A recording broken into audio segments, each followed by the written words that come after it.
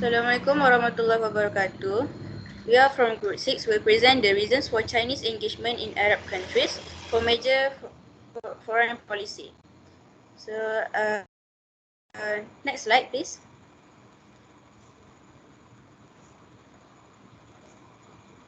So, for introduction, China's influence in Arab countries has grown in recent years, causing Western powers to be concerned.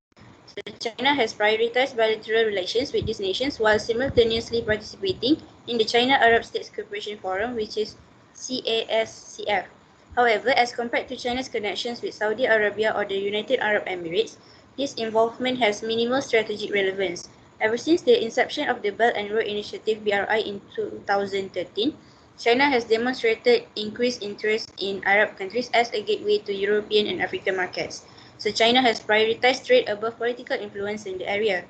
So Morocco and Tunisia remain culturally, militarily, economically, and politically dependent on France and the European Union, which have significant political, economic, cultural, and security influence over the two states. So I'll pass to the next presenter. So for China economic relation with Arab countries, next slide.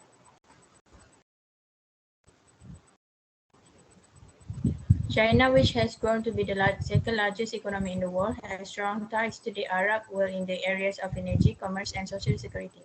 The Belt and Road Initiative (BRI), a vast infrastructural undertaking by China, has replaced the one famous Silk Road, which would have connected East Asia with Europe.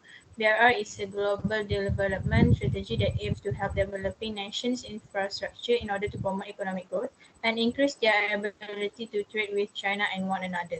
The China government, which at the end of 2013 had more than 3.82 trillion in foreign exchange reserve, is responsible for funding this approach, utilizing China's enormous financial resources to open up investment and employment possibilities for Chinese construction companies. Next slide.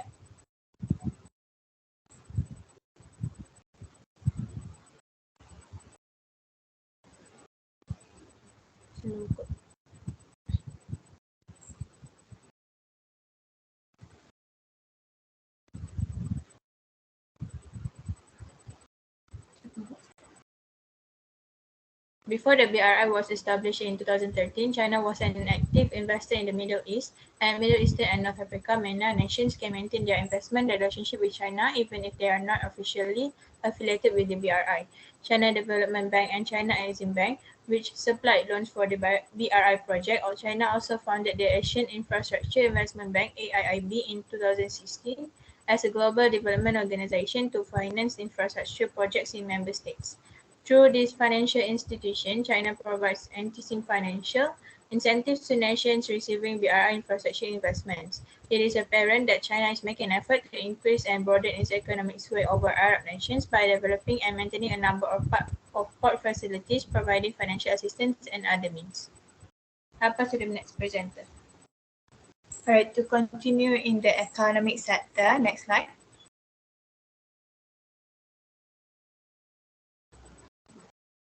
Right.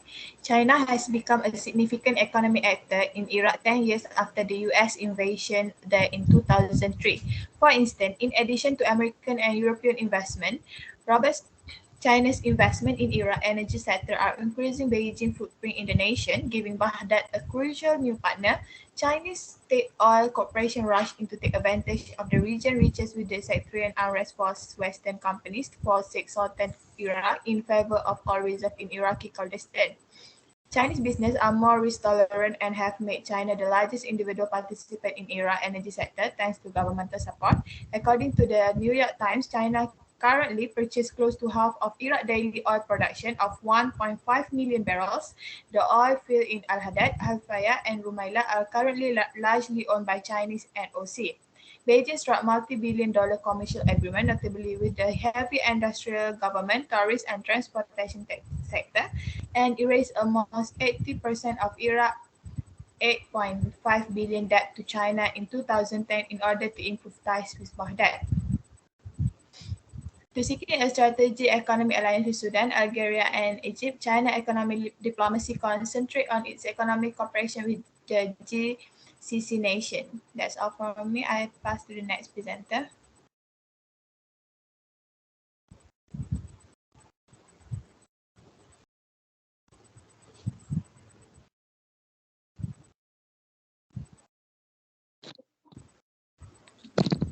Okay, for China's security policy towards Arab, next slide. Arab states are important partners for China in pursuing peaceful development, strengthening unity and cooperation among developing countries, and establishing a new type of international relations based on win-win cooperation. China advocates for a concept of common, comprehensive, cooperative, and sustainable security in the Middle East and supports Arab and regional countries in their efforts to establish an inclusive and shared regional collective security mechanism in order to achieve long-term peace, prosperity, and development in the region. Both countries will increase military cooperation and exchange between China and the Arab world. China and the Arab countries will increase military official exchanges, expand military personnel exchanges, deepen cooperation on weapons, equipment, and various specialized technologies, and conduct joint military exercises. Next slide. Next, China vehemently opposes and condemns all forms of terrorism as well as the association of terrorism with any particular ethnic group or religion as well as double standards. China supports the effort of Arab states to combat terrorism and to build counter-terrorism capacity. China will work hard to ensure the safety and legitimate interests of Chinese and Arab enterprises and citizens in each other's countries and will actively make institutional arrangements for bilateral personal exchanges. Both China and Arab countries will consolidate the result of bilateral cooperation in mutual legal assistance, extradition, and repatriation, fugitive repatriation, and asset recovery, as well as establish cooperation on the signing of legal assistance treaties and fighting transnational organized crime and corruption. I pass to the next presenter. So for continuing the last presenter in security policy, long-standing amicable relation exists between China and the Arab world. Through the historic Silk Road, the two sides got to know and like one another. They also share success and failure in their respective national liberation struggles, work together for mutual benefit as the tide of economic globalization swept through and upheld fairness and justice in the midst of a shifting global environment. Key principles of their friendship are inclusivity and mutual learning. Arab nations and China respect one another and share knowledge. In order to provide greater benefits to the people and advance to the cause of human progress, China and Arab governments should continue to uphold the spirit of China-Arab friendship, increase solidarity and collaboration, and establish a closer Chinese-Arab community with a shared destiny. Slide. China supports the Arab side in advancing the political resolution of conflict and trouble spot with the Arab wisdom and in creating a shared, all-encompassing, cooperative, and long-lasting security architecture in the Middle East. Following the Saudi-Chinese summit, Saudi Arabia and China agreed to make ties a priority in their foreign policy and to serve as examples of solidarity and collaboration for developing nations. The two sides reaffirmed their commitment to steadfastly defending each other's core interests, upholding one another's sovereignty and territorial integrity, and to working together to defend international law norms of international relations, and the basic tenets of international relations. The Chinese side reiterated support for Saudi Arabia in keeping its security and stability and reaffirmed its opposition to any measures that would meddle in the internal affairs of the kingdom and oppose any attack targeting Saudi interests and civilians. That's all for security policy. I'll pass to the next presenter.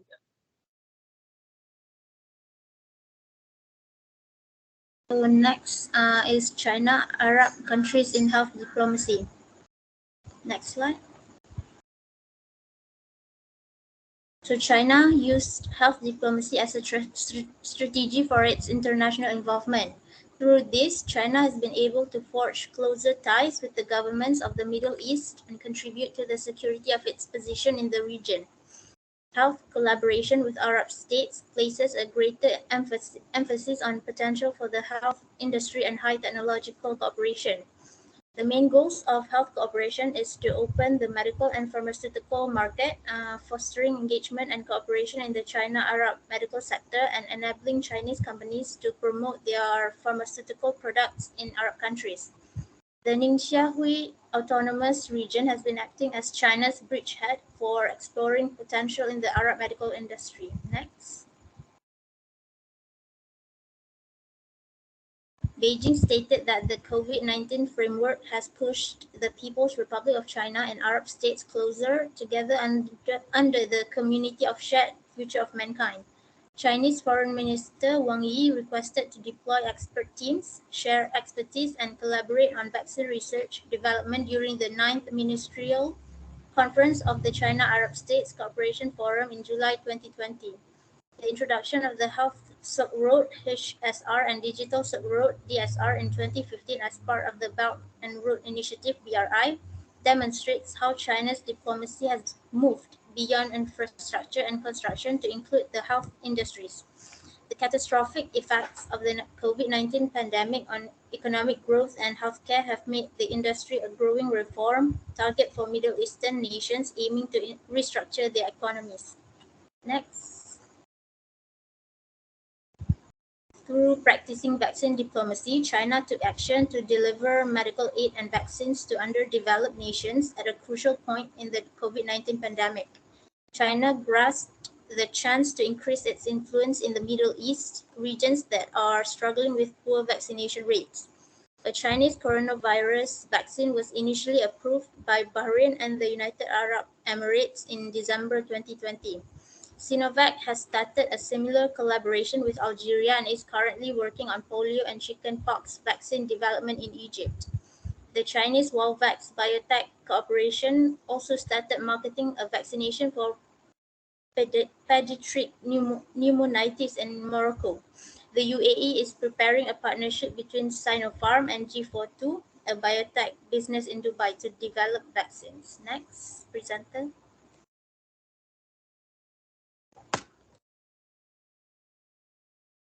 For the last point is China-Arab soft power through academic relation. First and foremost, by increasing the opportunities for Arab students to pursue higher education in China can help the country's soft power. Most of Arab students have a more positive impression of China than the overall Arab public, and many hope to build careers that will strengthen Sino-Arab connection in the future. So the last decade has seen the opening of over 1,000 Confucius Institute, which teach the Chinese language and culture in over 105 different nations and areas. 13 of these institutes are located in the Arab world. The China Scholarship Council has collaborated with numerous Arab universities and ministries to provide scholarship to students from Iraq, Qatar, Yemen, Algeria, Egypt, Morocco, and Sudan who wish to study in China. Thus, numerous Arab students go to China University because of the generous financial aid offered by the Chinese government. Some scholarships are awarded by Chinese institutions themselves, while others are given to students at the discretion of their home government. So, the great majority of Arab students studying in China do so with the intention of eventually settling there to work, and some Arab students have part-time job in Sino-Arab trade to make the most of their language and other talents while they are still in college, even though they are generally not allowed to work while on student visa.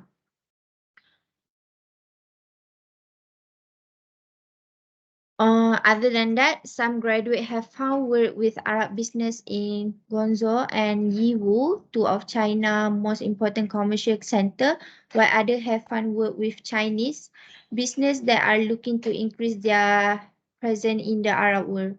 Despite the richness of both culture, current Arab and Chinese literature have not been translated into each other language to any great extent. So in the Arab world, modern Chinese literature is still less well known than Western literature. Since the early 20th century, China has been sending Muslim students to Egypt. Many of many of these students have returned to China to translate literature from Arab into Chinese.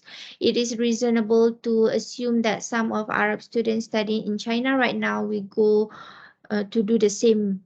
So, enhancing the flow of idea and knowledge between the two countries. As we know, Arab students in China can play an important role in fostering better ties between China and Arab countries, and yet Chinese government spending on higher education is substantial.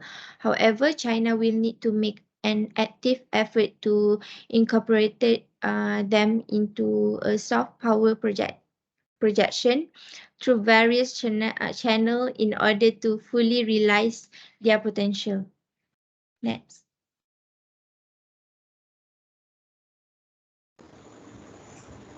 So, in conclusion, the future of China-Arab relations is marked by a lot of opportunities, including policies between China and Arab countries, as well as growing bilateral agreements and joint statements between numerous Arab countries and the People's Republic of China, emphasizing the importance of strategic cooperation between the two parties. That's all from our group. Thank you.